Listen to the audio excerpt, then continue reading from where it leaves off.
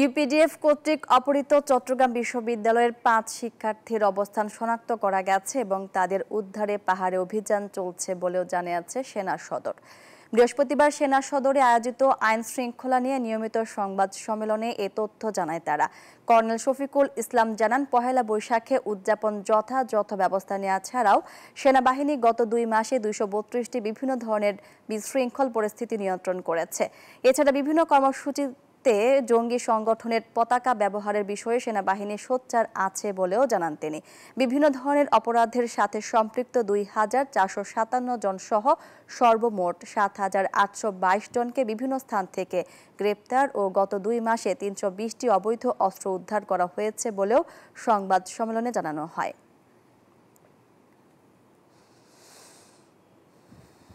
Bundle থাকলে প্রতি সেনমানিতে টাকা বাঁচবে।